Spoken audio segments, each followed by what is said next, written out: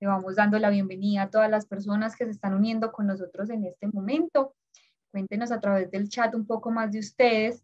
Saludamos a Gabriel desde Ecuador, nos está acompañando como docente de la Universidad de las Fuerzas Armadas, que dicta cátedra de post cosecha. Bienvenido, Gabriel, qué rico tenerte por acá.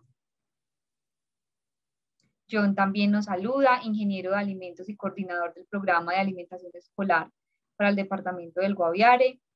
Bienvenidos a todos ustedes, es un placer para Unilasallista y para la mayorista tenerlos acá el día de hoy. María Eugenia nos acompaña desde la Secretaría de Desarrollo Agropecuario del Santuario. María Eugenia, bienvenida. Muchas gracias a todos los que nos están escribiendo en este momento a través del chat. Vamos a dar unos 2 minutos más para que terminen de conectarse las personas y que podamos dar inicio a nuestra conferencia del día de hoy. Le damos también un saludo de bienvenida a Pedro, egresado de Ingeniería de Alimentos de la Universidad Politécnica Estatal del Carchi. Bienvenido. Bueno, yo creo que podemos ir dando inicio. Nuevamente, bienvenidos a todos ustedes. Gracias por acompañarnos en este espacio de actualización con la conferencia Importancia del almacenamiento de granos en la industria alimentaria para Unilasallista, para la mayorista y la Fundación de la Central Mayorista. Es un placer tenerlos a ustedes el día de hoy aquí, contar con su participación en estos espacios de conocimiento que hemos brindado en conjunto para todos ustedes y que esperamos que sea de mucho agrado. Yo quiero, antes de iniciar, darle un saludo a la doctora Marta Quintero. Ella es la directora de la Fundación Central Mayorista. Doctora Marta, sé que usted también quiere extenderles un saludo a los participantes el día de hoy. Gracias, Daniela. Muy buenas tardes. Saludamos a La Salle, agradecerles la vinculación y el estar con la Fundación Central Mayorista en este convenio. Saludamos a los 45 y más personas asistentes de forma virtual y agradecerles el interés de participar en esta capacitación. La Fundación Central Mayorista en sus 30 años como programa de alimentos y la mayorista en sus 50 años como constitución de central de abasto, ha decidido darle un valor agregado a nuestros programas sociales en cuanto a la formación y el mejoramiento de las buenas prácticas comerciales, buenas prácticas de producción, y para ello hemos decidido firmar un convenio con la Universidad de La Salle con el fin de tener una programación en capacitaciones, principalmente la que estamos iniciando en el día de hoy, como la importancia del almacenamiento de granos en la industria alimentaria. Esperamos que todos aprovechen estos grandes conocimientos del especialista de la Universidad de La Salle y agradecemos a él, a César Quintero, por estar con nosotros y compartir su gran conocimiento. A todos muchas gracias y bienvenidos. Muchas gracias, doctora, por su saludo. Entonces yo le quiero dar paso en este momento a César Quintero. Él va a ser nuestro conferencista del día de hoy. Quiero extenderle nuestro agradecimiento pues por parte de la universidad, como lo decía la doctora, por parte de la mayorista y de la Fundación de la Central Mayorista por acompañarnos acá el día de hoy. César es docente de la universidad y también se ha desempeñado como asesor técnico en el sector agropecuario. César, bienvenido y gracias por acompañarnos. Bueno, no, muchas gracias a ustedes por la invitación y para mí es un honor estar acá. Muchas gracias, Daniela, y muchas gracias a doña Marta. ¿Me escuchan bien? Te escuchamos perfecto. Perfecto. En este momento, entonces, procedo a compartir pantalla. Claro que sí. ¿Se está viendo la presentación ya? Sí, acá la vemos súper bien. Perfecto. Listo. No, muchas gracias, ¿verdad? Y bienvenidos a todos. Espero que lo que vamos a ver acá pues les sirva como un aporte significativo a su industria y al conocimiento pues que nos acoge en este día. Yo la verdad he tenido pues algún nivel de experiencia en el sector agroindustrial de más de 18 años en el sector agroalimentario con empresas muy importantes del país, sobre todo en el sector de alimentos balanceados para animales. De ahí pues que mucho de lo que vamos a ver acá es sacado desde la práctica, es sacado desde desde ese hacer diario en estas industrias que para nosotros es bien importante. Vamos a empezar simplemente con un breve análisis de por qué es importante la alimentación y hacia dónde vamos hacia futuro. Yo creo que esta presentación varias personas ya la han conocido. Voy a hacer pues un poco resumido en el tema por temas de tiempo. En 50 años la población global requerirá 100% más de alimento y el 70% de ese alimento debe venir de eficiencias de mejora tecnológica. Esto, digamos que es la que empieza a nosotros a llamarnos más la atención sobre cómo debemos de cuidar y la razón por la cual tenemos que empezar a cuidar nuestros alimentos. Porque va a haber un requerimiento mayor a futuro. Y es más, ya ese requerimiento está. Sabemos en este momento el hambre que padecen muchas familias, no solamente por este tema de la pandemia, independientemente de la pandemia, somos conocedores de que hay familias que solamente se alimentan con 1 o 2 raciones al día. Y no me quiero salir del área colombiana, sabemos que hay sectores en Colombia, sectores en el Chocó, sectores por los lados de Buenaventura, en muchos lugares de este país que sufren o padecen del tema del hambre. Entonces, ¿qué pasa? Que si queremos realmente mantener a futuro un nivel, un crecimiento o mantenimiento de nuestra alimentación, tenemos que buscar mejoras de eficiencias tecnológicas y es allí a donde nos apunta y nos lleva esta charla el día de hoy. Tenemos que buscar la forma de garantizar que a través de mecanismos tecnológicos podamos producir de manera masiva alimento para lo que viene a futuro. Se habla de que la Organización Mundial de la Salud, por ejemplo, comenta acerca de que los países en desarrollo concentrarán el crecimiento demográfico.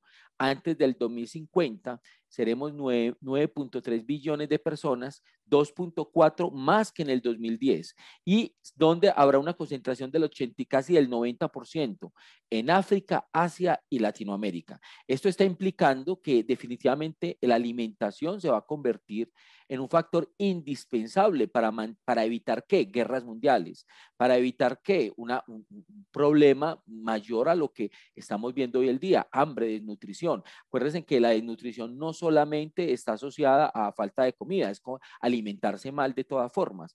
Entonces, ¿cómo tenemos que empezar a buscar mecanismos tecnológicos que nos ayuden a mantener este tema de la alimentación? Entonces, el consumo de carne mundial está en alza a mayor velocidad que la misma población. Este crecimiento acompañado de más ingresos y urbanización en países en desarrollo estima para el 2050 un incremento de consumo per cápita de carne del 36%.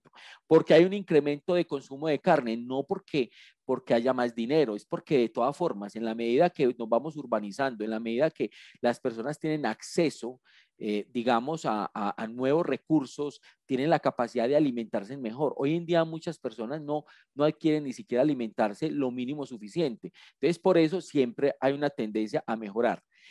La capacidad de producción de los actuales sistemas zootécnicos, ojo con esto, para cubrir el mercado no son posibles en el corto plazo, debido a efectos de ¿qué? De demanda, temas climáticos, temas de estrategia para optimizar la productividad. Entonces, por ende, nosotros tenemos que trabajar en función de mejorarla y optimizar la productividad en nuestros procesos industriales a través de mejoras tecnológicas, porque hoy en día ni siquiera con los actuales sistemas zootécnicos podemos cubrir el mercado. Miremos aquí las tendencias de crecimiento poblacional establecidas al 2050 y podemos ver cómo digamos, ha habido una tendencia de crecimiento en consumo per cápita de pollo, de carne, de pez, de res. ¿Por qué? Porque estamos tratando de que las personas que no han tenido esa facilidad de consumir, pues ahora al menos la puedan tener.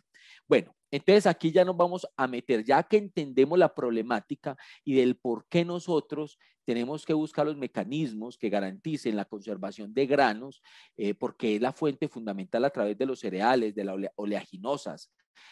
¿Para qué? Para la alimentación mundial. Nadie puede desconocer la importancia del maíz, la importancia de la cebada, del trigo. Nadie puede desconocer la importancia de la soya en nuestra alimentación. Entonces, por eso tenemos que buscar estos mecanismos que vayan a evitar que estas materias primas se deterioren, se dañen, que garanticemos que permanezcan en el tiempo. Sabemos que la fuente nutritiva más importante de la humanidad viene desde el origen de la civilización, donde el hombre, pues la verdad era sedentario, ¿cierto? El hombre, perdón, el hombre anteriormente era nómada, iba de un lugar a otro. ¿Cuándo se convierte sedentario? Cuando aprende a cultivar la tierra. Cuando él entiende a través de cultivar a los lados de los ríos, el río Nilo, por ejemplo, pues ya entendió que venga, yo sí puedo quedarme aquí porque sé cómo manejar los cultivos, y ustedes han sabido de las grandes historias que hemos tenido desde Egipto sobre cómo han conservado los granos, como por ejemplo José, digamos, predijo, venga, las 7 vacas, las vacas flacas y las vacas gordas, y lograron almacenar grano durante 7 años para evitar que esa época que viniera de, digamos, de pobreza o de hambruna, pues los fuera a afectar. Como el tema de conservación de granos desde la época de Egipto se ha convertido en una necesidad, y mucho más y mucho antes, ¿no es cierto? Y eso hizo que los hombres y los seres humanos pudiéramos ser sedentarios, el hecho de aprender a cultivar la tierra, ¿cierto? Europa consume trigo, América maíz, Asia arroz, sorgo, todo esto viene desde el concepto de las gramíneas, que son la semilla y fruto, y perdón, la semilla del fruto es exactamente lo mismo. Tenemos que entender, para poder empezar a conservar los granos, pues tenemos que entender por qué está constituido cada grano, para poder saber cómo darle manejo a este. Entendemos que, por ejemplo, un grano de maíz está constituido por su germen, su endosperma y su pericarpio. Y sabemos que en el germen está concentrado el nivel de energía, donde está la grasa del maíz. En la endosperma es donde está el mayor nivel de almidones, que también hay una fuente importante de carbohidratos, incluso la más importante, y de por sí la energía también viene desde ahí. Y el pericarpio, que también, digamos, se convierte en una forma natural de autoconservación del grano, que es duro, donde está la testa, donde está esa parte que recubre directamente al grano.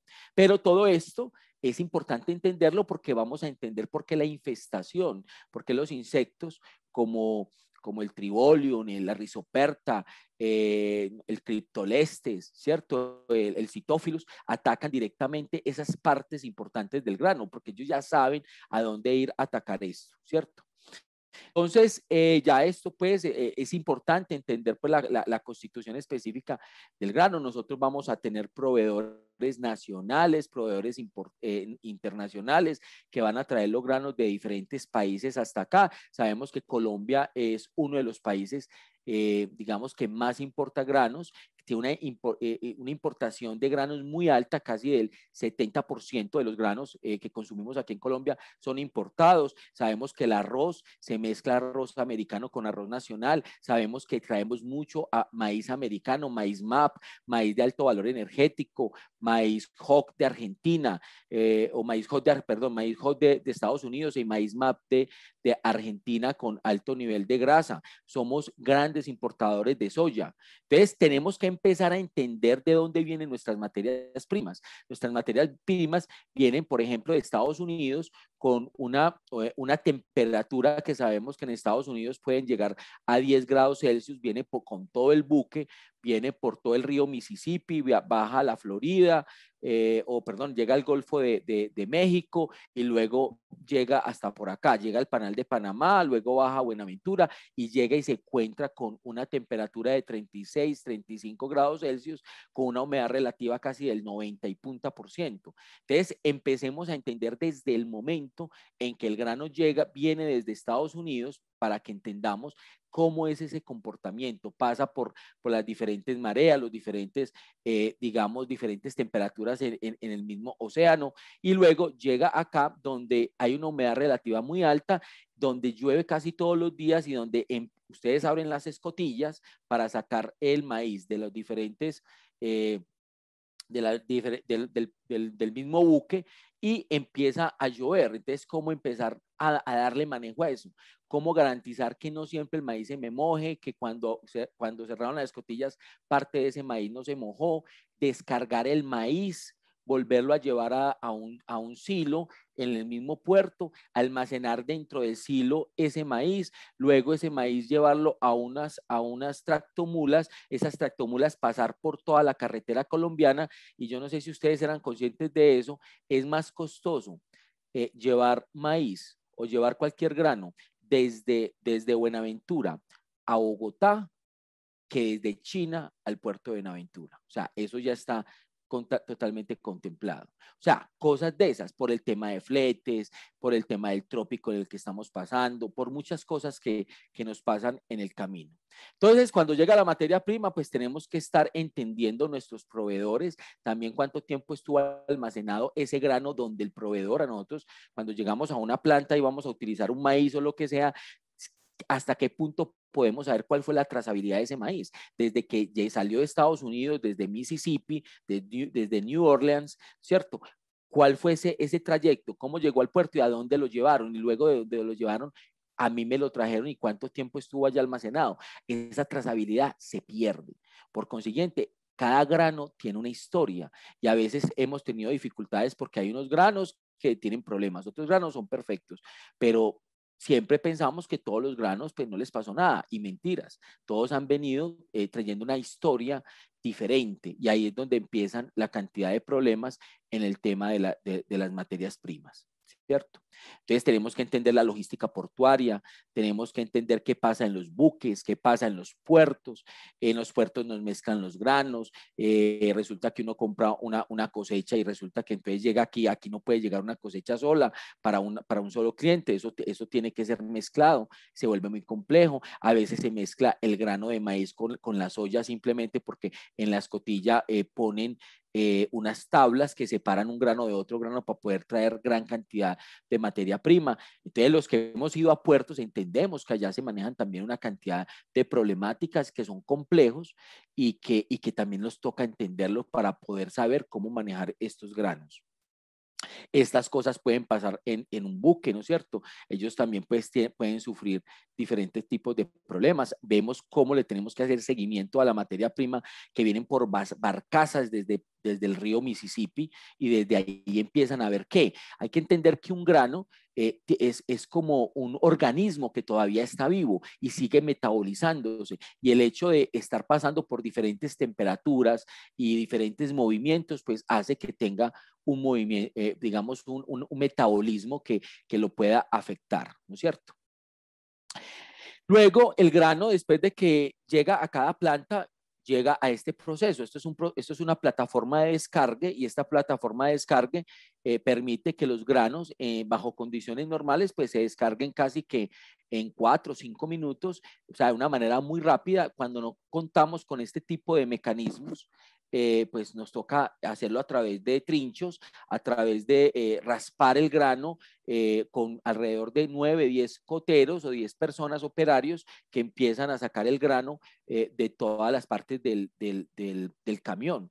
Esta caída ya empieza a generar ¿qué? Grano partido. ¿Por qué? Por la altura del vehículo, por la velocidad con la que cae el grano, por el choque que empieza a sufrir acá. ¿Y por qué pongo estas palomas? Porque siempre donde tenemos granos, tenemos que también aprender a convivir con estas palomas. No es que tengamos que digamos, dejarlas que nos afecten los granos, pero sí tenemos que empezar a entender cómo manejar el control de plagas, cómo manejar el control de aves para evitar que ingresen a las plantas o evitar que ingresen a los diferentes lugares donde estamos almacenando pues, los granos como tal. Es importante para garantizar la calidad de los granos tener unos controles de calidad en los residuos de las diferentes materias primas, manejar unas fichas técnicas, entender cuáles son los requerimientos de acuerdo a la Bolsa Nacional Agropecuaria, por ejemplo, en Colombia, o manejar unos parámetros de negociación muy claros. ¿Qué pasa si un grano me llega con problemas, si tiene autocombustión? Resulta que para muchos de pronto esto puede ser un nuevo, los granos y muchos cereales se autocombustionan.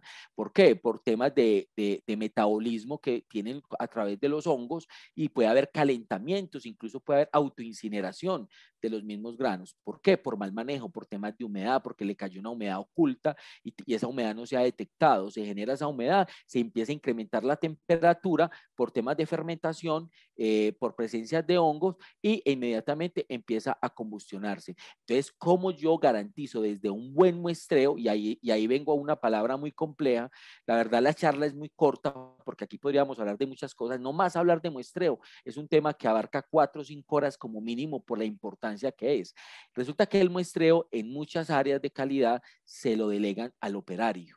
Así de sencillo, porque casi siempre los jefes de calidad, los directores de calidad, estamos de pronto muy ocupados mirando una cantidad de problemáticas a nivel de la planta y entonces pensamos que el muestreo no es importante. O sí es importante, pero para eso tenemos un operario. Pues resulta que detrás del muestreo se está desangrando las compañías, para los que no lo tienen claro. En el muestreo se presentan sobornos. ¿Por qué? No, tengo que hablar de ese tema porque eso es realidad. O sea, eso no es una ficción, eso es una cosa que los que hemos estado en la industria sabemos que puede pasar. Pueden pasar sobornos, puede pasar que el operario esté cansado, aburrido, le puede pasar algo y resulta que va y muestra la cantidad que no es, de los lugares que no son, muestra externamente, pero entonces a mí, ¿quién me garantiza el muestreo interno del vehículo? ¿Qué pasaría si dentro del vehículo tenemos un hongo y no lo estamos detectando? Si a veces me ponen piedras y yo no me doy cuenta, ¿cierto? A veces hay complot entre el operario, el de bodega, el de la báscula, o sea, ese tipo de cosas se han visto. Por eso el tema del muestreo no es un tema delegable, es un tema importante sobre el cual hay que hacer seguimiento y control. No es que el jefe de calidad le toque ir a muestrear, pero sí tenemos que buscar mecanismos de auditoría, de controles para garantizar que el grano que a mí sí me llegó, sí cumpla las especificaciones que nosotros necesitamos. Y cómo hacer un muestreo realmente representativo cuando a mí me toca descargar un carro en estas condiciones. Yo acá no puedo poner un operario. ¿Por qué no lo puedo poner? Porque se le puede ir ese vehículo encima. Entonces ahí se vuelve un poco complejo, ¿cierto? ¿Cómo hacer muestreos al descargue? Entonces tenemos que buscar esos mecanismos, cómo muestrear las bodegas después de que se haya descargado el vehículo, etcétera, etcétera. O sea, el muestreo se convierte, a ver, la clave del éxito en el manejo de granos, yo la describo en tres partes. Uno, la pasión. Te tiene que gustar este cuento. Si no te gusta este cuento, vámonos de acá, ya paguemos. Segundo, después de que tengas pasión, necesitas disciplina. ¿Qué es disciplina? Los granos, cuando usted tiene un grano almacenado en su empresa, hágase de cuenta como que le nació otro hijo. ¿Cómo así que otro hijo? Hay que cuidarlo, hay que mantenerlo, hay que estar pendiente de él.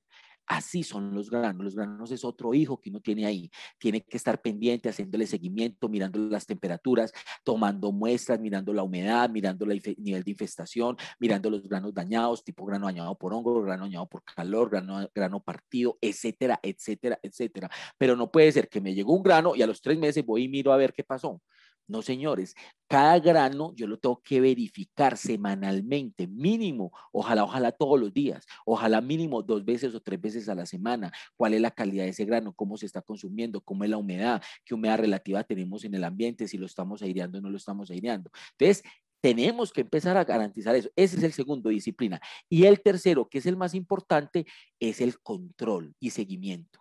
Si yo garantizo seguimiento, si yo le hago seguimiento a las cosas, todo funciona. Si yo no le hago seguimiento a nada, las cosas se caen y ahí es donde empezamos a perder, a tener grandes problemas. Entonces, si yo hago seguimiento, ¿y qué es hacer seguimiento? No necesariamente es yo ser la persona que haga todos los análisis y los controles, no, pero sí estar haciendo auditorías, verificaciones, cómo me están muestreando, cómo estamos almacenando, si las termocuplas que tenemos dentro de los hilos, si están calibradas, no están calibradas, si los equipos de medición que estamos utilizando están calibrados, están bien mantenidos, si el personal está capacitado, si la gente está contenta con el trabajo que está haciendo, porque en Colombia yo he ido a muchos lugares, no solamente a mirar granos, o sea, granos de maíz, granos de arroz, y uno ve que hay personas que pues la verdad por el día a día y las cosas pues se vuelven cómodas y entonces no muestran lo que es, no toman las muestras suficientes, no hay un plan de muestreo, digamos, amarrado a una tabla militar, simplemente lo hacen a ojímetro o lo hacen de acuerdo a su criterio, pero no de acuerdo a un rigor matemático, a un rigor estadístico, a un rigor de calidad que ya se tiene establecido. ¿Cómo amarramos todo esto a una norma técnica que nos ayude a tomar decisiones coherentes, ¿no es cierto? Entonces esa parte es importantísima. Sabemos que hay una ficha técnica para cada grano, cada empresa la tendrá que manejar de acuerdo a su experiencia, de acuerdo a la Bolsa Nacional Agropecuaria, de acuerdo a los niveles de negociación y tomar decisiones en caso de que un grano o algo llegue con problemas, ¿no es cierto? Entonces hay unas humedades, por ejemplo, de un maíz puede estar entre el 13 y el 15%, digamos que los niveles de proteínas son del orden del 6.5, 7%, 7%, la grasa del 3%, 5%, cuando ya estamos hablando de un maíz de alto valor energético, ¿cierto? Entonces hay unos parámetros establecidos y hay unos equipos que te ayudan a tomar decisiones inmediatas. Hay unos equipos con el cual usted puede medir las humedades inmediatamente de los granos. Yo creo que muchos de ustedes los conocen. Está el GAC, toda la vida manejamos el Motonco para mirar temas de humedad, porque la humedad sabemos que es crítica por el tema del metabolismo que pueden tener los granos y el deterioro. Y el problema de los granos, y esto sí no sé si todos lo saben, no es el hongo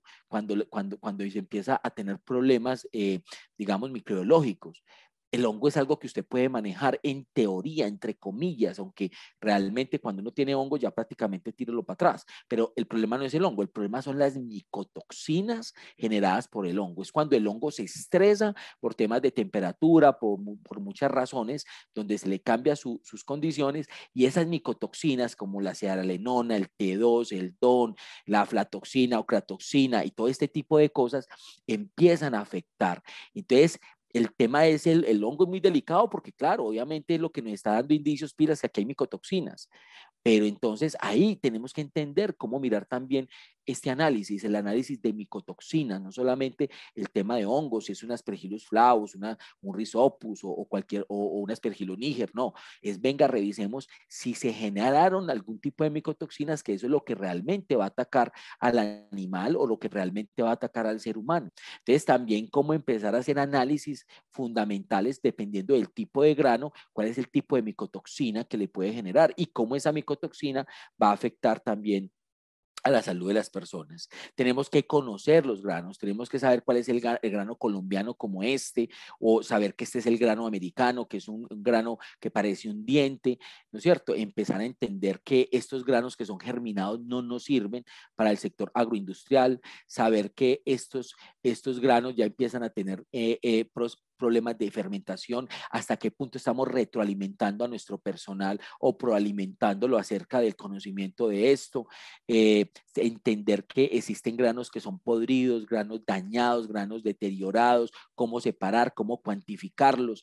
Este análisis es fundamental en la conservación y entender cómo están nuestros granos almacenados y sobre todo cómo nos llegó el grano. O sea, de nada me sirve a mí yo almacenar muy bien un grano, pero yo no sé ni siquiera cómo me llegó, cuáles son mis mecanismos de muestreo al iniciar este proceso de control. Entender que un grano partido, muchos me dicen a mí, no, lo que pasa es que un grano partido igual lo tenemos que moler porque es que en el proceso industrial tenemos que moler los granos. Entonces, ¿qué problema tiene un grano partido? Pues muchachos, este grano partido está completamente expuesto. Tenemos la endosperma, que dijimos que tenía el maíz, endosperma, tenía germen. Esto está expuesto al ambiente. El ambiente tiene hongos, el ambiente tiene microorganismos.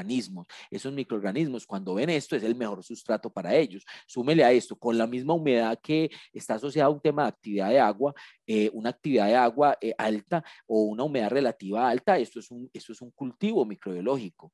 Y obviamente se te empieza a dañar el grano y aquí empiezan los problemas de calentamiento.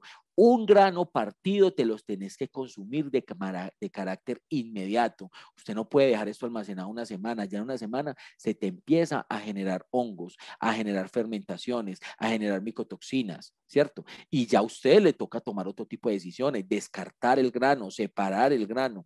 ¿Y cómo es de complicado separar un grano? ¿Cómo es de cuando usted maneja granos digamos, silos de 3.000 toneladas, vaya pues separe un grano en un silo de 3.000 toneladas? ¿Cuántos camiones necesita para sacar ese grano de ahí? Es un tema muy complejo. Entonces, ¿qué hay que hacer? Pues a través de los monitoreos, usted ver este tipo de problemas, inmediatamente tiene que dar esto para consumo inmediato. Si estoy en la central mayorista, ¿cómo vendo esto rápido? Porque no es que esté malo, pero no puedo correr el riesgo de que esto se me deteriore. Esto es un grano completamente expuesto que nos puede generar una cantidad de complicaciones. Y miren al nivel tal que uno puede tener un grano. Y usted se puede imaginar usted comprar 3.000 toneladas y que al cabo de 2, 3 meses usted encuentre esta belleza. Le quitaron todo el germen estos insectos. Es un tema muy complejo. O este problema, esto es un grano que ya toca dar de baja, usted ya a esto no le puede dar ningún tipo de manejo.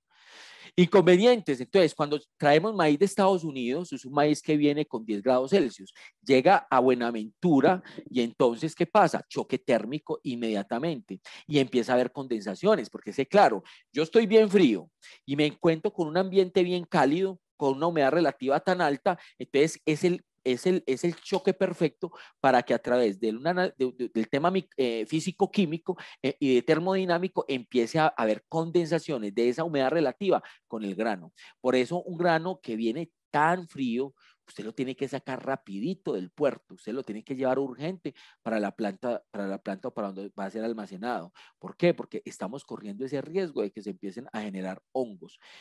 ¿Por qué? Por la humedad relativa como tal, ¿cierto? Veamos qué pasa dentro de un silo. Y una cosa muy importante que la tenemos que tener muy clara, los granos no se almacenan y no tienen la misma calidad dependiendo de donde usted lo esté almacenando. O sea, no es lo mismo almacenar un grano en Buenaventura que en Bogotá, que en Medellín o que en Ciénaga de Oro. Es completamente diferente. ¿Por qué? Porque las condiciones ambientales es lo que más afecta el grano. Si usted tiene un grano en la costa, téngalo por seguro que le toca estar fumigándolo cada mes, con seguridad. Tiene que estar fumigando cada mes. ¿Cuántos son los costos de fumigación? Yo creo que ustedes casi todos conocen esos costos. Utilizar la fosfamina, ¿cuánto nos cuesta por tonelada? ¿Cierto? Eso vale mucha plata.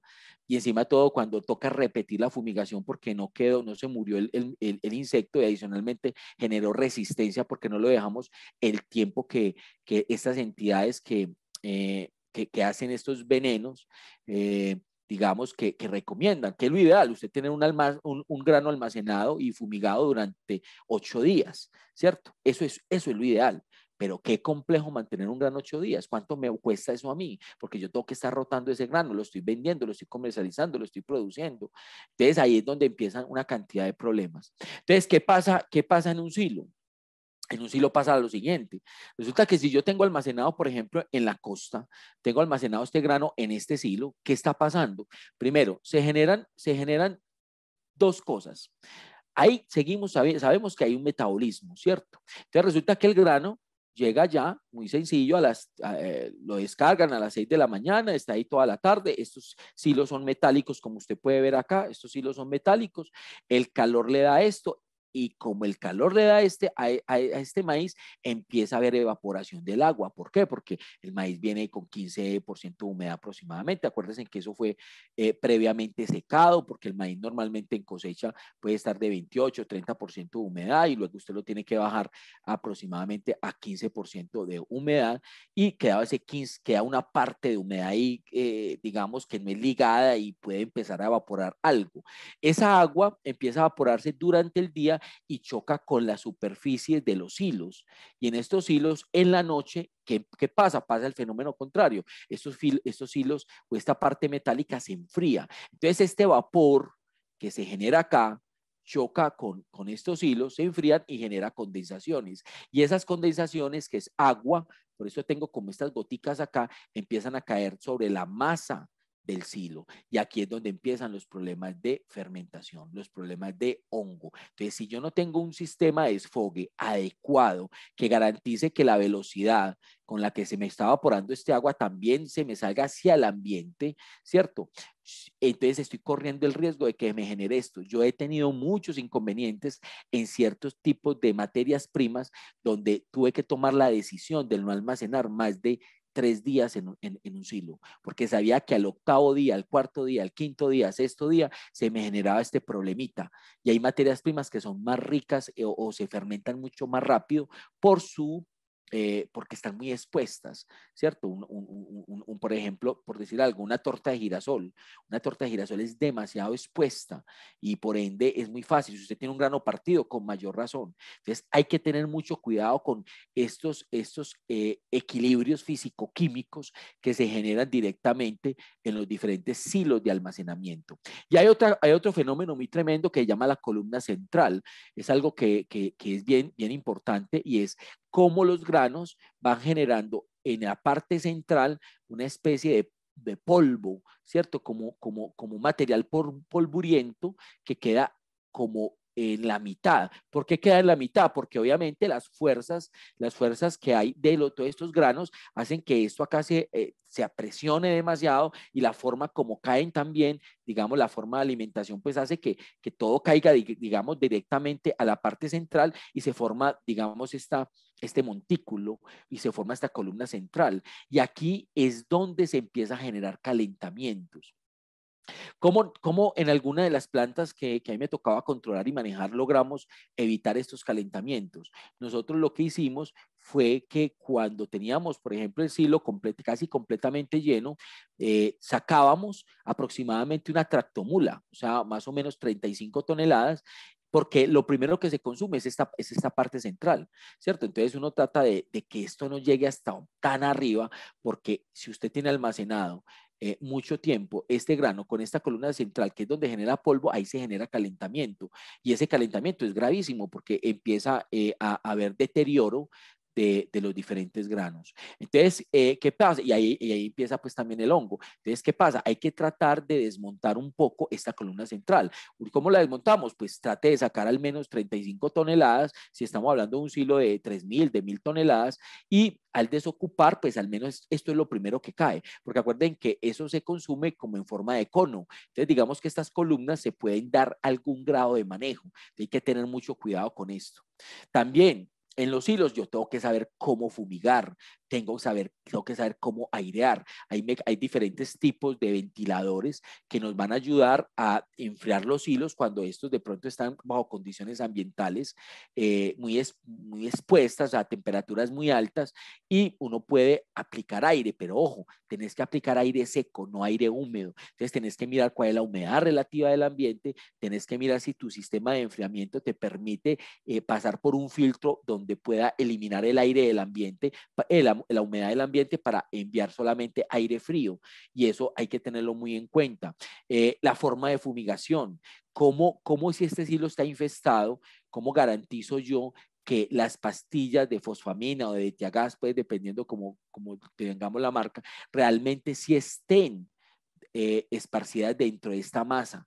Entonces, ¿cómo garantizar eso? Pues la verdad a mí me tocaba hacer marañas, hacer maniobras, porque digamos que anteriormente uno que hacía, ponía las pastillas por aquí por donde pudiera, y metía a las personas, que incluso hoy en día hay que tener mucho cuidado con el tema de salud ocupacional y seguridad del trabajo, porque tenemos que garantizar que el nivel de gas que hay en ese entorno, pues no vaya a afectar la persona que vaya a meterse allí, ¿cierto? Tengo que mirar el nivel de azufre, el nivel de CO2, el nivel de SOX y el nivel de aire, para ver si una persona sí se puede meter acá o no. Y nada de esto lo debemos hacer nosotros. Esto lo debe hacer gente capacitada, gente entrenada para el tema de fumigación de silos, gente muy experta, y gente que tiene incluso el certificado para este tipo de cosas.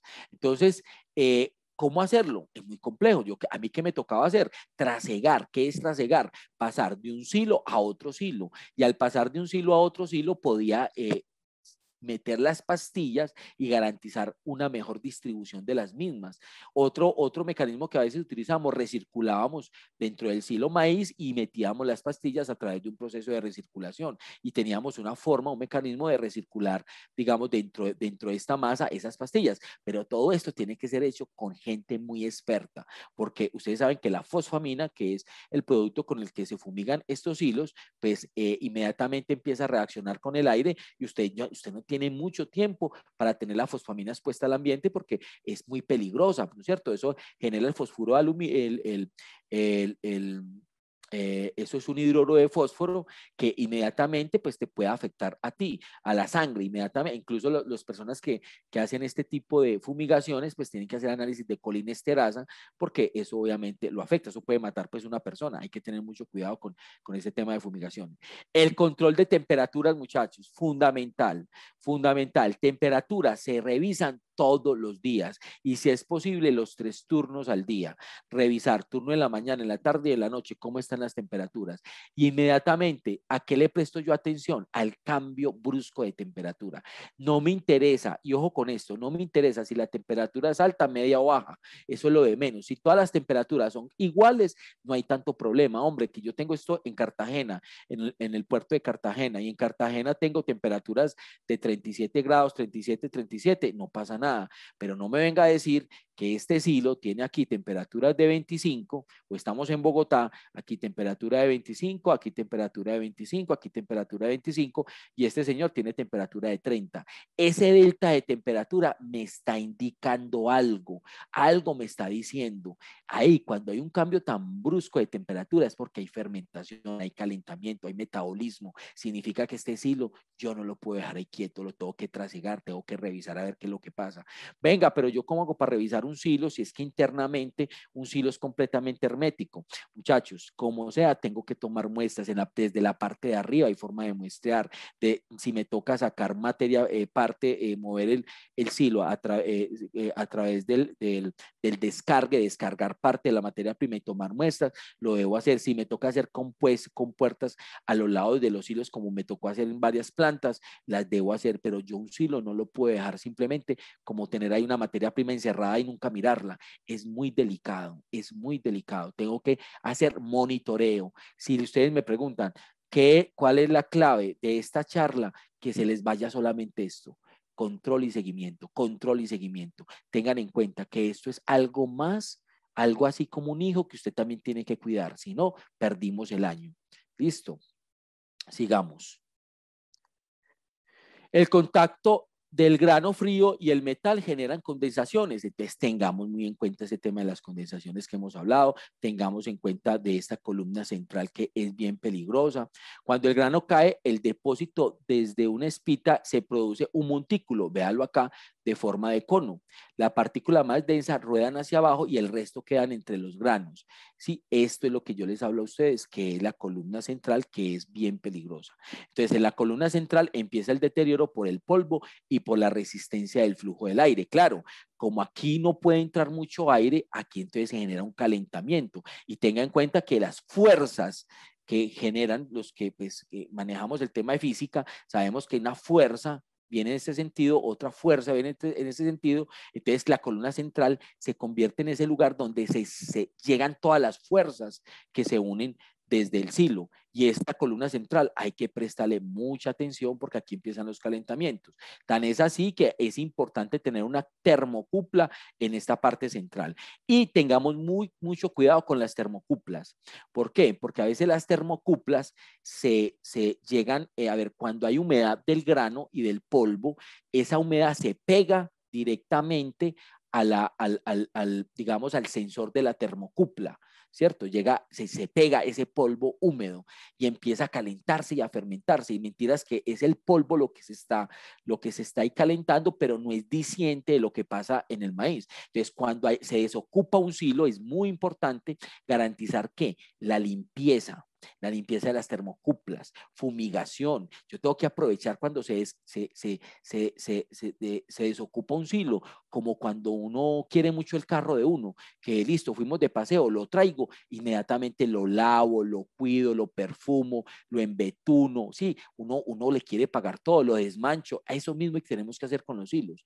No puede ser que por el corre, porque es que eso pasa en las empresas, necesito que me dejes remontar, déjeme que yo meta más materia prima, y nunca le doy la posibilidad al silo que se desocupe, nunca le doy la posibilidad al silo de limpiarlo, de fumigarlo, de asearlo, de revisar si tiene costras, de revisar cómo está el material, el metal, de hacer una revisión no solamente desde el punto de vista higiénico-sanitaria, sino también desde el punto de vista de mantenimiento, si tengo ladies, o sea, unos equipos que hacen que se mueva la masa. Si yo no le hago mantenimiento a un silo, pues obviamente esos silos, eso es lo que yo le voy a dar al grano, una casa en condiciones inapropiadas. Entonces, cada vez que se desocupe un grano, dése la posibilidad de hacer algo así como todo en uno, como 3 en 1, lavada, limpieza y desinfección de una. Ojo, cuando hablo de lavada estoy hablando en términos figurados, es una limpieza, no es que le vamos a meter agua a esa vaina, porque meterle agua a un tema a granos o a materiales o a cereales, eso es, mejor dicho, meterle hongo. No, es lavar en seco, en el sentido de que vamos a utilizar material, vamos a rastrillar, o si vamos a utilizar algún producto, puede ser algo así como el CO2, algo así, pero no vamos a meter agua. Eso es supremamente delicado, que hay gente que piensa, no, yo voy a lavar, no, venga, que es que la humedad es muy complicada, no le metamos agua a esta vaina, listo. Bueno, entonces ahí empiezan pues los problemas, empiezan a haber una cantidad de hongos, está el Aspergillus penicillium, está el Aspergillus fusarium, y empiezan a ver todo el tema de micotoxinas y empezar a luchar con otro problema, ¿cierto? Entonces nada, todo es prevención. Definitivamente en el trabajo, en la conservación de granos, tenemos que trabajar es en la prevención. Este Cytophilus es el más dañino del maíz. Es el más dañino. Mírenle ese pico que tiene. Ese pico que tiene va y deteriora inmediatamente el grano, y cuando deteriora el grano, por ahí llegan todos los otros insectos, el Cryptolestes y la Rhizoperta, y dicen, bueno, hermano, usted ya hizo lo mejor, que fue perforar el grano. Lo perforaste tú, pero me lo como yo. Entonces los otros son, digamos, que insectos que aprovechan ese deterioro que hizo este señor, que tiene una fuerza muy grande en este pico, por eso le dicen picudo, y es el Cytophilus granarius, y este señor va, perfora, y él come, pero también van otros y aprovechan y comen, porque a veces no andan solos, ellos pueden venir en diferentes tipos de insectos ahí. Muy importante, tener normas de almacenamiento.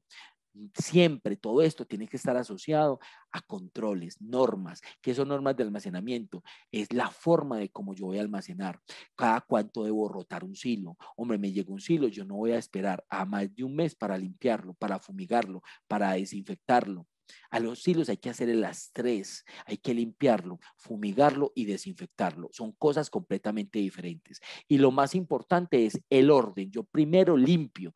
No me venga a decir que usted va a fumigar un silo sin haberlo limpiado. Es como si usted trapeara sin haber barrido, ¿cierto? En la casa, eso no puede ser así. Eso es como por encimita. Si usted le mete un insecticida, y el insecticida cae directamente sobre un montículo, pues él no va a hacer ningún trabajo ahí, ¿cierto? Entonces es importante primero limpiar, después fumigar y al final desinfectar, ¿cierto? O al menos hacerlo de esta forma: limpiar, desinfectar, porque existen algunos equipos que a través del polvo, pues uno pudiera, pues a través de, materiales que son, o sustancias que son, que se pueden hacer aspersiones, o más bien termonebulizaciones, o ¿cómo se dice? O no, simplemente hay unas sustancias que son polvudas, ¿cierto? Que tienen desinfectante, y entonces llegan hasta la parte superior del silo y pueden desinfectar sin ningún problema.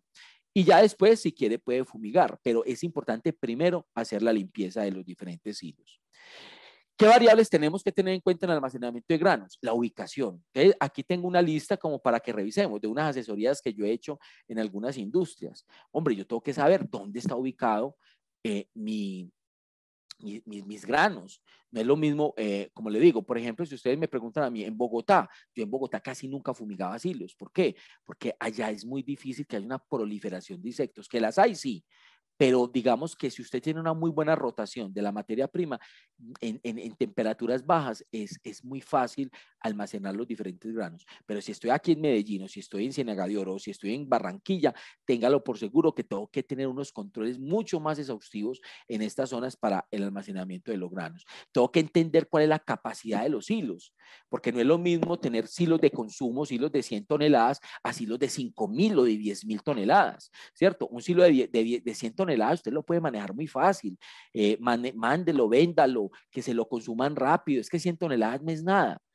Y eso realmente, pues ni si lo es, eso es una tolva de consumo, ¿cierto? Pero si tengo 3.000 toneladas y yo sé que eso me lo consumo en 2, 3, 4 meses, pues tengo que hacer un seguimiento muy exhaustivo. ¿Cuáles son las materias primas almacenadas? Porque no es lo mismo almacenar un sorgo, almacenar un trigo, una cebada, almacenar un maíz. Cada materia prima es un mundo completamente diferente. Le dan insectos diferentes, le dan microorganismos diferentes. Se puede calentar, unos son más expuestos que el otro. A uno le pueden dar más granos dañados o granos partidos que al otro, ¿cierto? Un maíz se quiebra muy fácil, pero un trigo de pronto no tanto. O sea, ya eso depende mucho del manejo. ¿Cuál es el control que se tiene sobre las materias primas al residuo durante el almacenamiento? Esto es muy importante. El control y seguimiento. ¿Qué control hago yo al residuo? La gente está capacitada para tomar muestras. ¿Cómo tomo las muestras? ¿Existe una tabla militar? ¿Cuáles son los análisis que yo le debo hacer? ¿Yo hago análisis de qué? O sea, lo miro a través de un estereomicroscopio, utilizo un medidor de humedad específico para granos, verifico que ese equipo esté calibrado, hago análisis de grano dañado por calor, análisis de grano dañado por hongo, análisis de grano dañado por insecto, se hace el análisis de análisis de infestación, sé cuánto debo de pesar, sé cuánto debo cuantificar, sé cuánto debo decir este producto está no conforme, le debo dar, qué manejo le voy a dar a ese producto, si está no conforme por X o Y razón, lo voy a devolver o lo voy a utilizar de manera inmediata o lo voy a, digamos, a mezclar con otro producto. Entonces, todo este tipo de cosas son decisiones que tenemos que aprender a tomar en las diferentes compañías para garantizar que los granos podamos utilizarlos sin que se dañen. Acuérdense que viene mucha hambre y no podemos darnos el lujo de botar los granos. Así de sencillo. Tenemos que aprender a darle manejo. Si lo que se almacena son materias primas importadas o nacionales, claro, las materias primas nacionales tengamos en cuenta que ya han venido con un tiempo. Las importadas acabaron de llegar. Entonces, ¿cómo le voy a dar manejo a cada una de esas materias primas? ¿Cómo es la rotación? Muy importante. A nosotros, ¿qué nos matan las empresas? La rapidez. Este mundo va a una rapidez impresionante. Necesitamos producir. Entonces resulta que llegaron 10 camiones por paro camionero. Afortunadamente nos lo liberaron. Llegaron los 10 camiones haciendo fila y tenemos allí un silo. Y ese silo ya se va a acabar. Le faltan nomás 200 toneladas para que se acabe y poderlo limpiar, fumigar, hacerle todo el proceso que yo quiero. Pero me dice el de bodega, ay, no, ingeniero, hágame el favor. Y no, déjeme remontar esas 10 mulas que tengo, esas 10 tractomulas que tengo afuera, hágame el favor, porque si no, entonces, ¿dónde las voy a meter? No tengo sino ese silo de 3.000 toneladas y resulta que ese silo lleva 4 meses sin hacerle nada. Entonces ahí viene la controversia, ¿qué decisión tomo yo? ¿Qué hago? Este silo está con problemas, ese silo, no sé si las termocuplas están buenas, hay que hacerle mantenimiento a las termocuplas, no, ese silo no se ha limpiado desde hace 4 meses, ese silo puede tener una cantidad de costras, ese silo le encontré, ¿sí me entienden? Entonces ahí empieza un tejemaní muy complejo y la otra que a veces le toca decir, no, hermano, paga una bodega externa, yo ese silo lo voy a poner una X, no se puede utilizar hasta nueva orden, o sea, cómo me paro a veces en la raya, pero también cómo a veces puedo negociar. Esta es la parte más importante, muchachos. El tema del control de granos es un tema de negociaciones. ¿Y sabe qué? La norma ISO 9001 nos habla de un tema muy claro, el riesgo, cosa que no hablaba anteriormente y todos somos conscientes de eso. Aquí, ¿sabe cuál es la efectividad del manejo de almacenamiento de granos, de la importancia de los granos en la industria alimenticia? Se llama administrar el riesgo. Usted quiere ser importante en este cuento, administre el riesgo. ¿Qué es administrar el riesgo? Saber cuándo tomo una decisión correcta frente a un riesgo. Entonces, si tengo esos 5 o 10 mulas aquí, ¿qué decisión tomo? ¿Con base a qué criterio? Porque hay que tomar una decisión. Yo no puedo dejar o las 10 mulas o tengo que desocupar el silo. ¿Qué voy a hacer? Entonces, aprenda a administrar el riesgo, no asumir riesgos, es diferente, administrelo. Un riesgo se administra con criterio, con conocimiento, con experiencia y con toda la experticia que usted tiene. Entonces es muy importante administrar el riesgo, porque no existe una formulita mágica que ni yo se la voy a decir, ni nadie se la va a decir, porque es que eso depende de las circunstancias. No es lo mismo un almacenamiento de granos en Medellín, en la costa, que en Bogotá. Entonces nadie le va a decir eso, pero con la experticia que usted tiene, sí tiene que aprender a administrar ese riesgo. Cada cuánto se limpia, tener un cronograma, no es decir, venga, es que yo limpio cada 2 meses, no señor, ¿dónde está el cronograma? El silo, ¿usted cuántos hilos tiene? Tiene 10 hilos, listo, necesito un cronograma donde aparezcan los 10 hilos y la frecuencia de limpieza de cada uno de los silos, y la historia de cada silo, y la carpeta, la hoja de vida de cada silo. Y si no son silos, pues pueden ser, por ejemplo, trinchos. Entonces, ¿cómo tengo una bodega, una piscina? ¿Cómo tengo, por ejemplo, una bodega donde almacenamos bultos también? Entonces, donde almaceno bultos, ¿cómo le hago yo control a ese tema de los bultos? Donde estoy almacenando los diferentes granos. ¿Cómo almaceno y cómo voy haciendo los arrumes de los diferentes bultos? Ese tema es bien complejo, muchachos.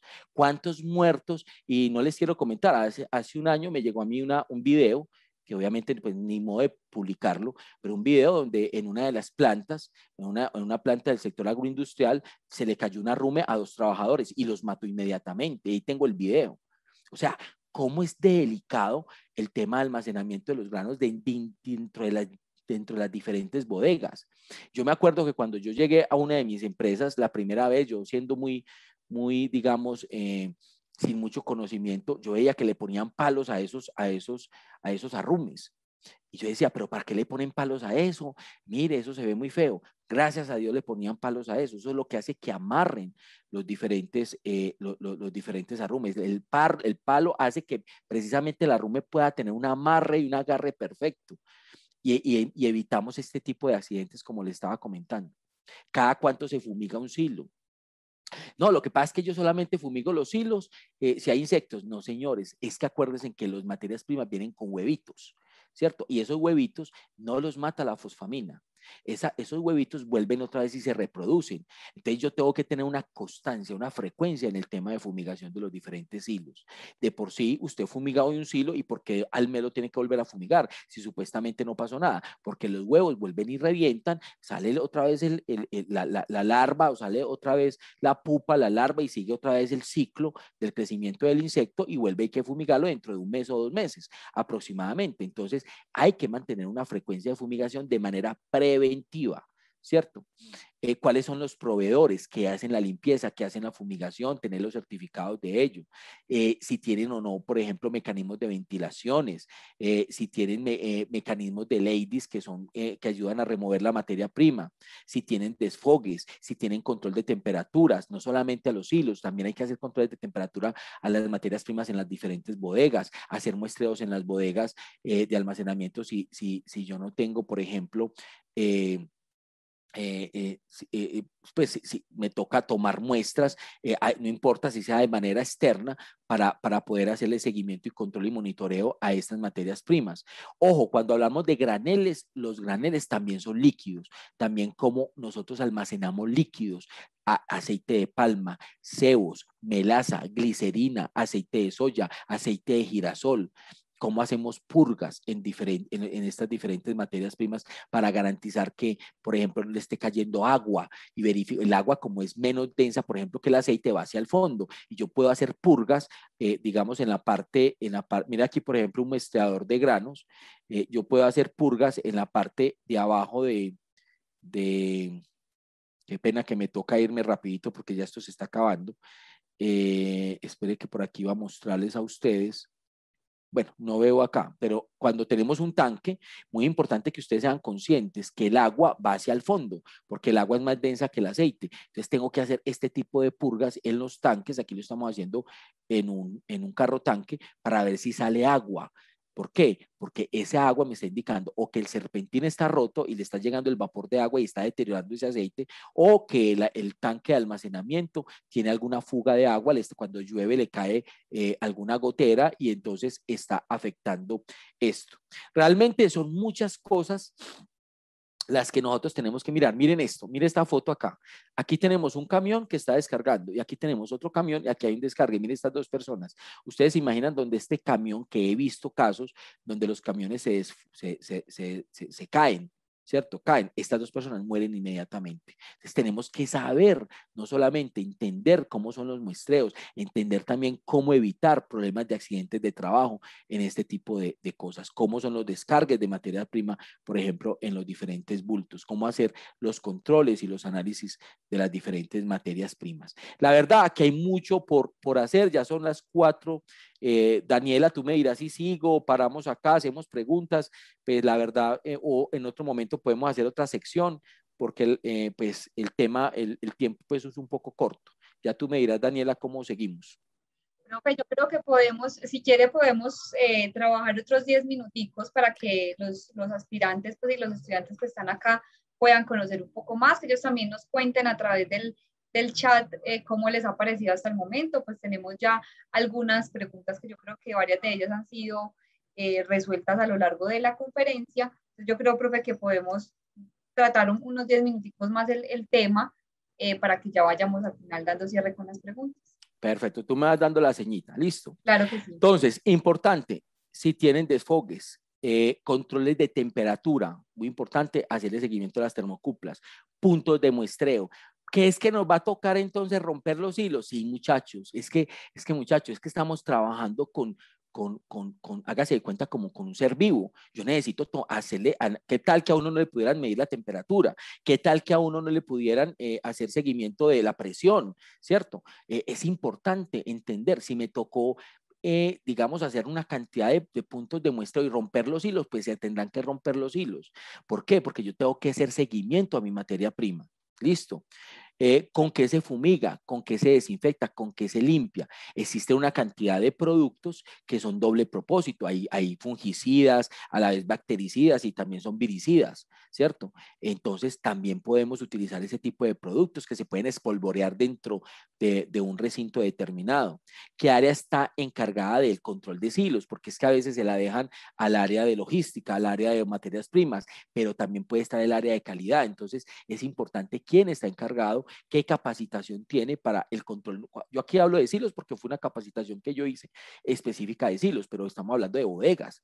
Yo no dejaba que una semana, ojo, ni una semana, yo dejaba que una bodega no pasara de revisarse todas las materias primas, incluyendo los microingredientes. O sea, todas las materias primas yo las tenía que verificar a lo largo de una semana. Para eso tenía mis operarios. Y los operarios iban y muestreaban todas, absolutamente todas, la semilla de algodón, muestreaban la harina de maíz, la harina de arroz, muestreaban la torta de palmiste, verificábamos que no hubiera autocombustiones. Eso es lo fundamental. Como semanalmente yo tengo mis registros y mi hoja de vida de cada materia prima que me llega en la planta. ¿Cómo se la están consumiendo? Mire una cosa tan delicada, y se lo digo por experiencia propia. Me acuerdo que una vez yo tuve un problema con una materia prima, se me fermentó y se me dañó y se me calentó. Y yo decía, pero yo siempre la ofrezco de primera y no sé por qué nunca se acaban. No estaban consumiéndose esa materia prima. O sea, había una mala rotación. A pesar de que yo decía, esta materia prima me la tienen que consumir, la gente no se la estaba consumiendo. O sea, había un tema ahí por facilidad. Era más fácil consumir otros lotes que estaban más cerca al área productiva que esa que yo tenía. Y yo pensaba que era que todavía no habían alcanzado a consumírsela. Pues yo, la verdad, eso es el problema de uno delegar, es el problema de uno no hacer seguimiento. Y al final se me logró fermentar. Y mire el problema tan tremendo, a pesar de que yo la daba para consumo, no la estaban consumiendo. Y la responsabilidad entonces de producción, no, sigue siendo mía, porque es que yo tenía que tener al menos la duda, venga, esta materia prima, si yo la estoy ofreciendo todos los días, ¿por qué no se me la consumieron? O sea, es allí donde nosotros tenemos que empezar a ir más allá. Nosotros no nos podemos quedar quietos con un tema de una materia prima. Las materias primas tenemos que darle manejo. Bueno, ¿qué área está encargada? Si aparte del silo manejan trinchos, piscinas, tolvas de almacenamiento, es importante entender que no solamente son los hilos, son las tolvas de consumo también. ¿Qué pasa con las tolvas? En las tolvas también hay que hacerle limpieza, hay que hacerle fumigación, hay que verificar que la materia prima no esté generando una cantidad de costras. O sea, todo esto es bien importante. Si hacen barridos en la planta, o sea, donde se utiliza la materia prima para los diferentes transportadores. Ustedes se van a dar cuenta que debajo de los transportadores, debajo de los cárcamos de los transportadores, hay una cantidad de insectos y de material ahí acumulado. Eso hay que limpiarlo, que hay que desmontar el transportador y eso es muy aburridor porque hay que llamar al ingeniero mecánico para que le mueva todo eso, pues hay que hacerlo, pero por donde está andando el producto se genera una cantidad de materia prima que queda ahí acumulada y si usted no lo quita pasan años y eso ahí pudriéndose. ¿Cómo le parece? Está uno trabajando sobre una materia prima podrida. Entonces es importante hacer todos los barridos, verificar que internamente por debajo de los transportadores no haya materias primas, que todo esté completamente limpio y no hayan fugas. ¿Cierto? Hay que verificar las fugas en las bodegas. ¿Cómo desinfectar la mezcladora, los enfriadores, los sistemas? O sea, todo el sistema que haga parte de donde estemos utilizando los diferentes granos, pues hacer ese seguimiento. Si tienes prelimpiadora, mire que ese tema es muy importante. ¿Por qué muchas empresas no hay prelimpiadora? Porque no porque no se pueda hacer, es porque por eficiencia. Y aquí es donde empieza uno a diferenciar, bueno, qué es eficiencia y qué es eficacia, ¿cierto? Entonces la prelimpiadora, resulta que la prelimpiadora, como venimos de granos que vienen del campo, eso tiene palos, tiene piedras, tiene tuzas, tiene una cantidad de cosas. ¿Qué hace una prelimpiadora? Pues lo que hace es que tiene un sistema de tamices y con unos movimientos vibratorios que evitan que esas tuzas, que esos palos, que esas piedras, pues lleguen al molino, lleguen a los transportadores, sigan deteriorando la materia prima. Entonces, a veces veces nos omitimos ese paso y muchas empresas pues dicen, no, yo me omito más bien ese paso porque es que esa prelimpiadora demora mucho el descargue del grano. Ahí es donde ya empieza a jugar, bueno, la eficiencia y la calidad. Yo la verdad, me parece que una prelimpiadora es fundamental en el control de los diferentes granos, porque me ayuda a prelimpiar el grano antes de que me llegue a los hilos, antes de que me lleguen a las bodegas. Entonces es muy importante el tema de la prelimpiadora, pero sé y entiendo que una prelimpiadora, mientras que usted descarga un grano en 4 minutos con una prelimpiadora, usted se puede demorar 2, 3 horas. Sí, porque de todas formas él tiene que pasar por un proceso que no es muy rápido, porque una prelimpiadora tiene un proceso, una etapa que se demora tiempo. Cada cuánto limpian y fumigan los transportadores de piso y los cangilones, las tolvas que reciben el descargue, si tiene plataforma de descargue o es por rastrillo. Tengamos en cuenta que si es por rastrillo, tienen que subir 7, 8 personas a rastrillar esa materia prima porque no se puede descargar de otra forma. Si tiene forma de trasegar un silo, qué tan hermético son los hilos. Esta es otra muy importante, porque es que tengamos en cuenta que tenemos que aprender a entender que tenemos que convivir con las plagas. Entonces, ¿qué pasa? Que yo tengo que fumigar. Yo no puedo estar almacenando en un silo que tenga una cantidad de huecos y por donde se escape la fosfamina, porque si me toca fumigarlo, pues no estoy haciendo nada. La fosfamina se escapa ella por donde sale, por donde haya menor resistencia, y si hay un huequito, pues por ahí se sale todo el gas, ¿cierto? Y perdimos la efectividad de la fumigación. Si estoy cumpliendo el POES, procedimientos operativos estandarizados en el control general de todas las bodegas, ¿cierto? Si estoy verificando que los techos, por ejemplo, no tengan goteras, ¿cierto? Yo tengo que verificar eso, yo tengo que verificar que los techos no tengan goteras, que el control de roedores, como lo estoy haciendo, porque los roedores obviamente tenemos que aprender a convivir con eso. Las plagas no se eliminan. Entendamos que las plagas hay que controlarlas, más no la vamos a eliminar. Entonces tenemos que entender cómo controlar los roedores. Si ustedes me dicen a mí una clave fundamental para el control de aves, encierre la bodega, encierre la planta, póngale angeo, póngale malla, porque las plagas no, por lo menos aquí en Colombia, yo sé que hay otros países donde sí, pero las plagas no las podemos eliminar, así de sencillo. Las aves no las podemos eliminar. Entonces, ¿qué tenemos que hacer? Al menos evitar el acceso de las mismas, cerrar, mantener las puertas cerradas, mantener las ventanas completamente cerradas, hacer angeos, hacer mallas que eviten, pero es que existen miles de formas de controlar las aves, que cintas holográficas, que el rayo láser, que el ultrasonido, que el espantavirus, que pongamos cintas holográficas, que pongamos un muñeco en forma de búho, que pongamos un muñeco en forma de un zorro, etcétera, etcétera. Pero si ustedes me preguntan a mí cuál ha sido efectiva, casi al 100%, es enmallar para que no busquen más opciones. Incluso la cetrería, traemos un águila para que el águila, digamos, espante todas las aves que están alrededor. Entonces hay muchas cosas que uno puede utilizar. Para los roedores sí que hay cosas, pero lo importante es que los controlemos y de una forma, pues obviamente, no maltratándolos tampoco, porque hay gente que utiliza unas pegas y ahí ellos son capaces hasta de desmembrarse, no es más por salirse de esas pegas, cómo hacerlo de una forma, pues, que sea humana, o sea, que no los afecten a ellos en su integridad tampoco. ¿Cómo es el control de plaga de los hilos, las aves, los roedores, los insectos, los murciélagos, las culebras, las zarigüeyas? Ustedes saben que hay animales que son silvestres y no se pueden matar. ¿Cómo garantizar el ecosistema también para estos animales? Porque es que no solamente estamos pensando en el sector rural, es que en el sector urbano, en el sector rural, ahí nos toca aprender a convivir incluso con camaleones, con iguanas, con una cantidad de animales y cómo evitar que esos animales pues también sean, incluso los perros, los gatos. Hay plantas donde teníamos gatos y eso era muy normal y eran gatos salvajes. Entonces, ¿cómo controlar eso? Porque ellos también, el popó y el orín también afecta estas materias primas. ¿Hasta dónde se llena el silo? Muy importante esto, tienen en cuenta el colchón de parte superior, o sea, no podemos llenar un silo hasta el tope, porque tenemos que tener un colchón donde, digamos, ese ser vivo todavía siga metabolizándose. Si no, ahí en esa parte, en ese colchón, se van a generar una cantidad de condensaciones, se puede generar una cantidad de gases y eso puede ser muy peligroso.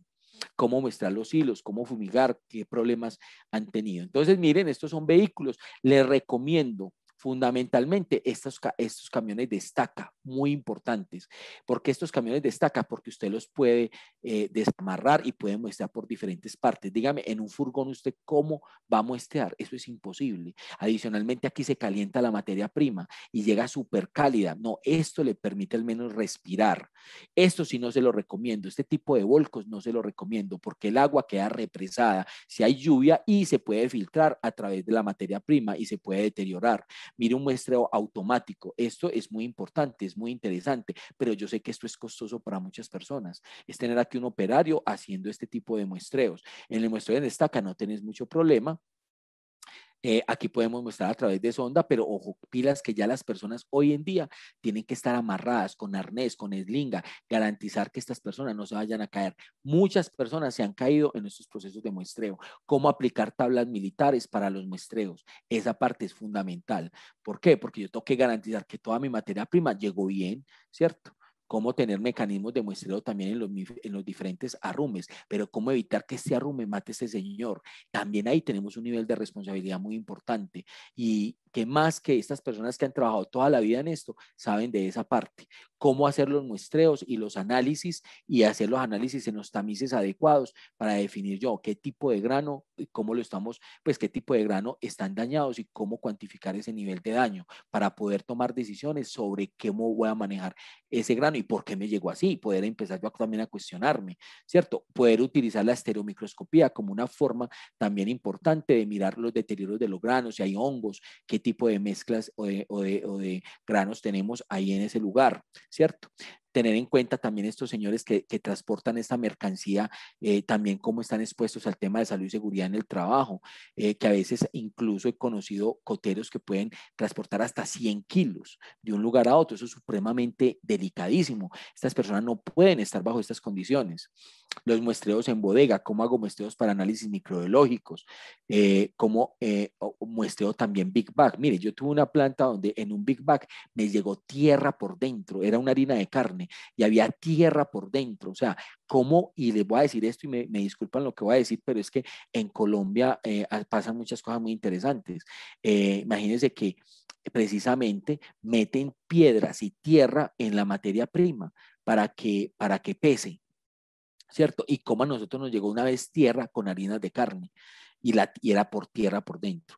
Como anteriormente ordeñaban los vehículos, y iban y cogían 2, 3 bultos del vehículo y adicionaban agua, porque el maíz absorbía toda el agua y esos 3 bultos los vendían para, no sé, se los daban a la señora que vivía para que les diera, digamos, hospedaje de un día para otro, estos señores, los conductores, y entonces llenaban el vehículo con agua, así de sencillo, y entonces el maíz le tocaba absorber toda esa agua que iba allá. Cómo muestrear los diferentes líquidos es un tema también importante. Los cuidados en temas de salud ocupacional. Esto es, por ejemplo, una bodega de almacenamiento tipo piscina, ¿cierto? Donde también tenemos que mirar, porque aquí pueden haber muchos problemas de roedores, cómo hacer muestreos adecuados en este tipo de zonas, cómo evitar que esto pues mate a una persona también.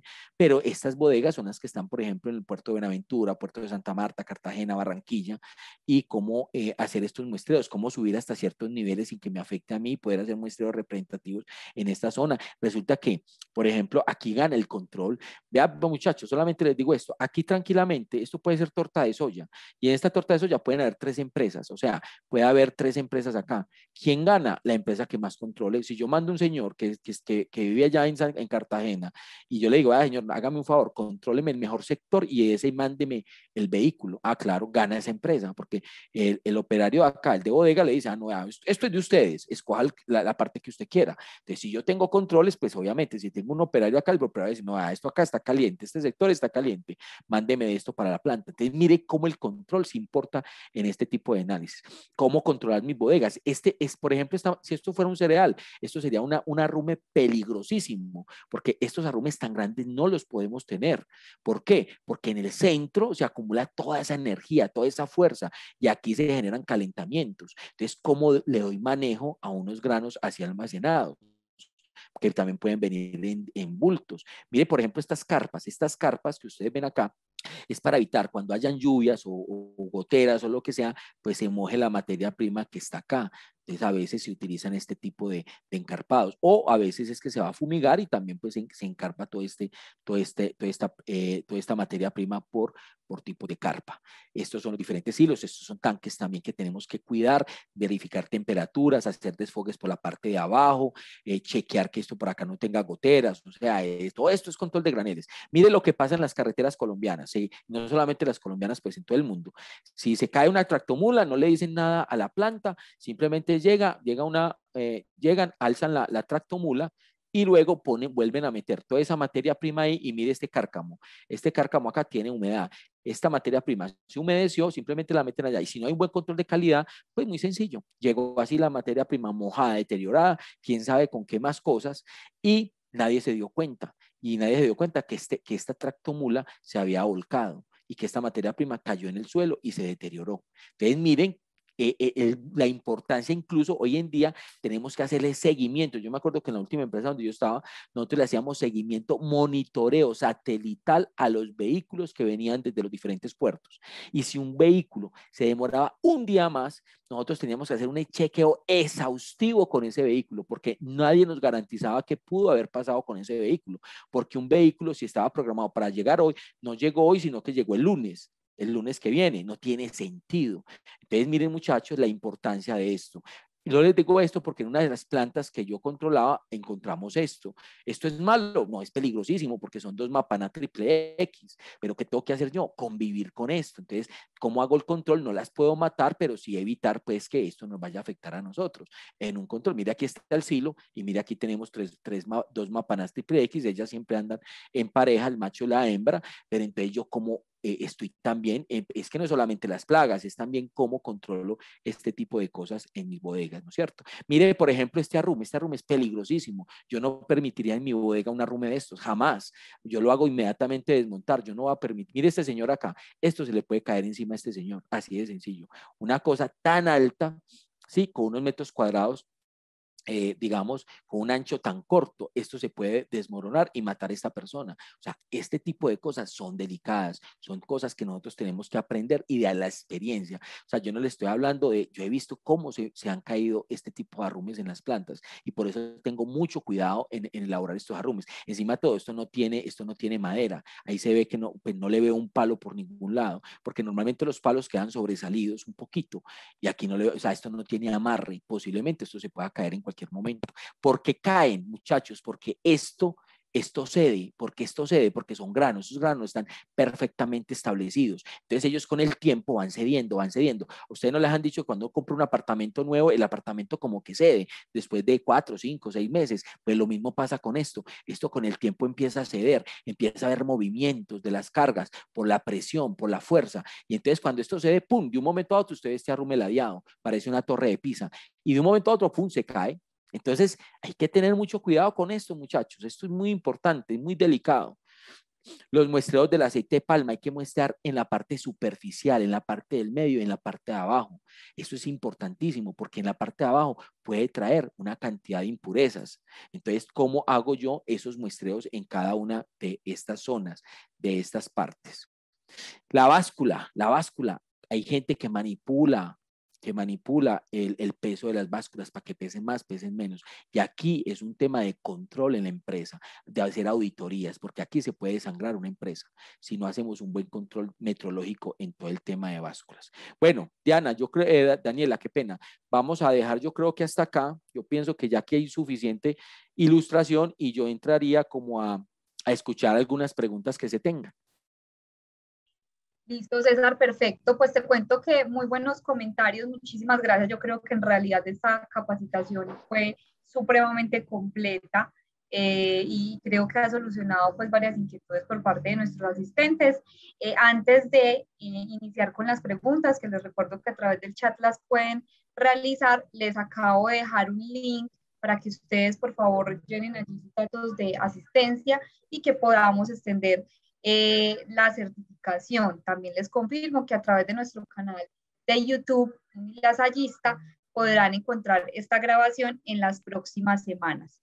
Entonces, bueno, por acá nos preguntan, César, ¿para granos es válido el uso de carros en estaca, material en madera?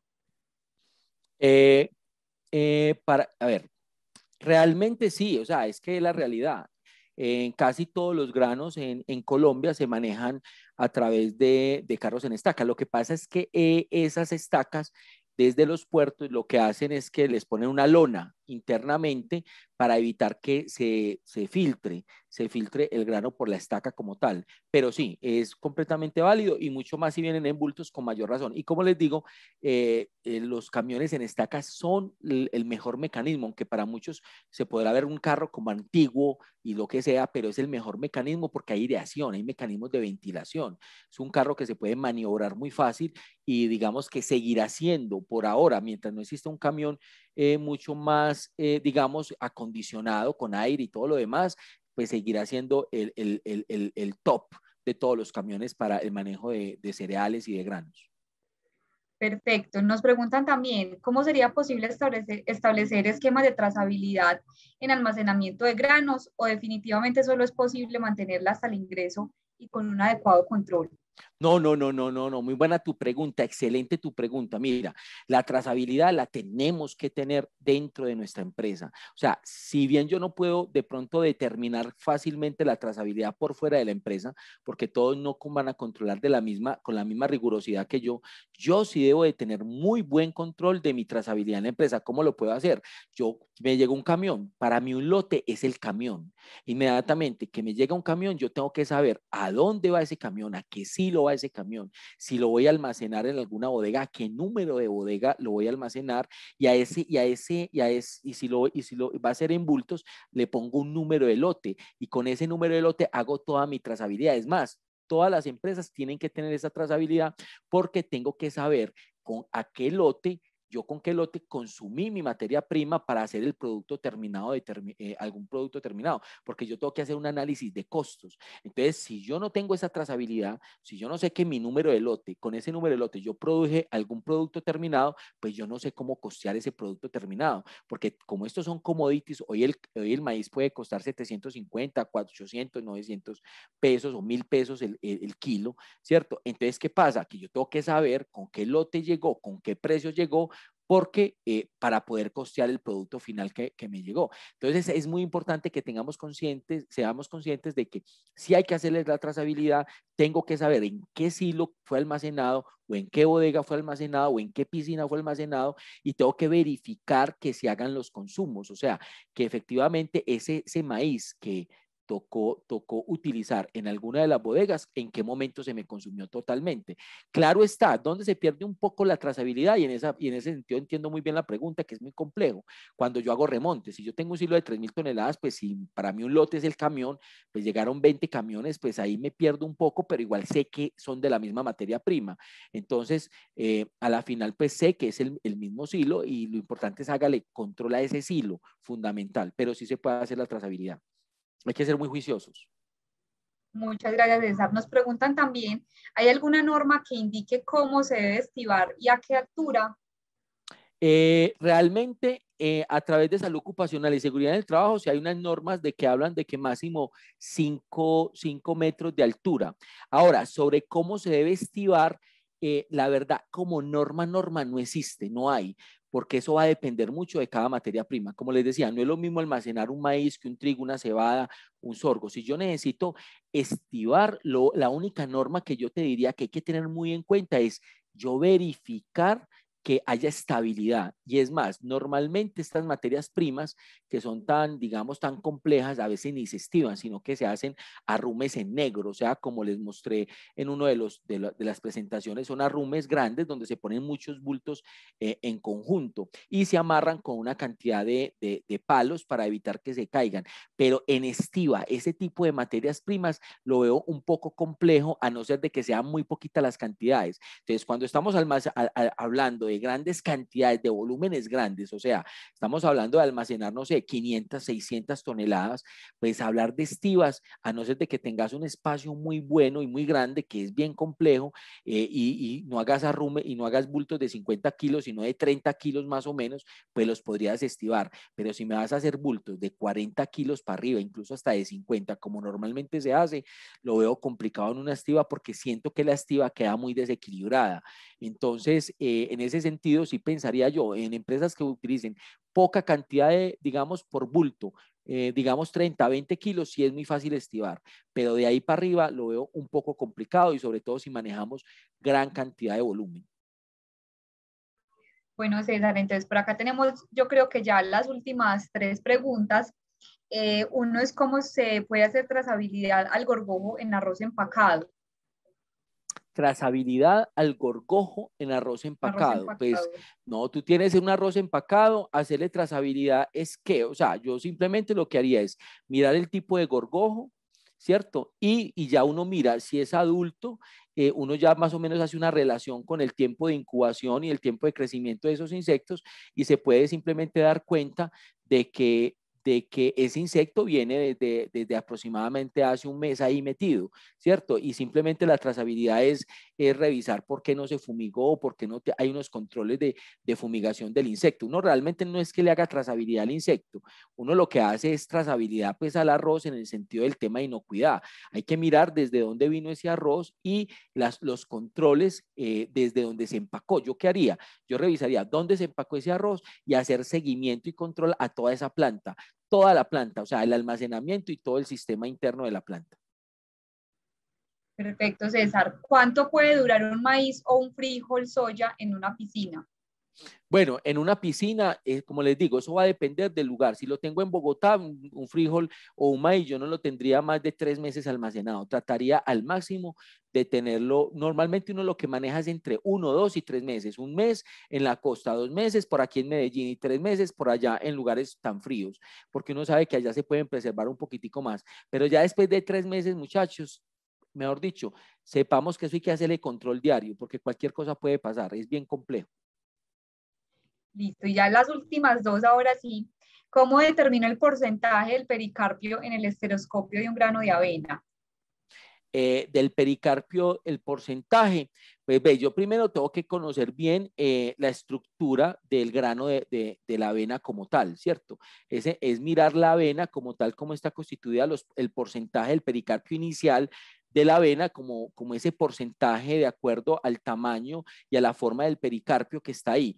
Y ya con base a eso, pues usted, digamos, a ver cómo le dijera, por escala, pues usted ya empezaría como a revisar de acuerdo a los granos que le vayan llegando, a hacer un porcentaje, no sé, el 10% de los granos o tomar 100 gramitos y a esos 100 gramitos hacer un análisis del 10% en forma aleatoria y empezar a sumar y a promediar, pero no le veo pues como otra forma. Listo, César. Y nuestra última pregunta, ¿el porcentaje de humedad de un grano al pasar por molienda seca cambia su humedad? Claro, muy importante esa pregunta, bacanísima esa pregunta. Siempre que tú mueles un grano, puede perder entre 1 y 2% de humedad. De ahí que la mayoría de las empresas del sector agroindustrial eh, adicionan humedad después de que, digamos, lo va a llevar a un proceso productivo. Por ejemplo, estamos hablando, digamos, de galletas, por decir cualquier cosa. Después de moler el grano, recuperan esa humedad, adicionan humedad a través de spray, precisamente para recuperar esa cantidad, ese porcentaje mínimo que se logra perder. Y ahí estamos hablando de mucha plata, o sea, estamos hablando de billones de pesos. O sea, si usted muele granos, se pierde 1 o 2% de humedad, pero si estás moliendo 10.000 toneladas, 12.000 toneladas, ¿cuánta plata hay ahí en un año? Eso es un platal impresionante. Entonces, normalmente lo que hacen las empresas que manejan granos es recuperar la humedad adicionando agua no ligada después del proceso. Hay que tener mucho cuidado con eso porque eso afecta la actividad de agua y puede generar un tema de hongos. Pero si se hace, se recupera el agua y si hay una pérdida muy importante obviamente por la fricción que tiene los diferentes martillos del molino con la materia prima. Listo, César, perfecto. Muchísimas gracias en realidad por este espacio de conocimiento. Excelentes comentarios para ti, por esta exposición tan importante, tan completa.